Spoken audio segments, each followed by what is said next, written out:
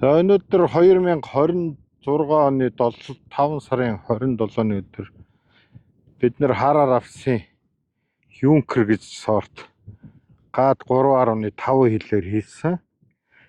За өнөөдөр 5 сарын 13-нд тарьсан. Яг 14 хонж байна. 14 хонжоогийн байдлаар бол одоо ингээд эхний 2 хуурамч навч гарч ирээд ийм байдалтай байна. За ингээд жижигхэн гарч ирж байна. Бас ингээд зүүр нь гарч ирж байна. Бид нэр энийг 4 см суулгасан.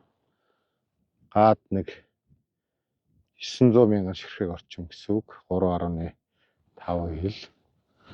За ийм байна. Манай энд бороо ер нь ороогүй. Өчигдөр нэг 2.4 мм ороо орсон.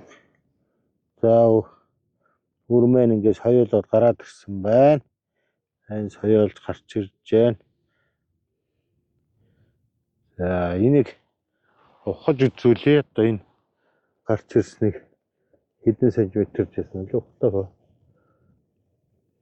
За чиг бол гайгүй байна. Бид нар хийн хөдөлгчээр үйлсэн. Буултсан. За манай арабс л ерөнхийдөө нэлээд тамиртай гарч ирж байгаа. Байна шүү. Зүгүртээ суугттай гарахтар. За үрийн надлах шараа. За одоо хэдэн сантиметр вэ?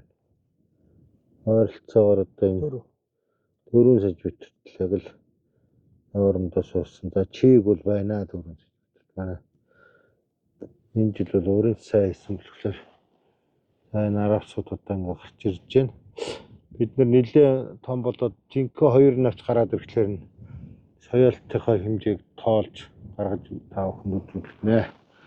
Ерөнхийдөө бол сайн нэгдүгээр продукцийн сайн үр байсан.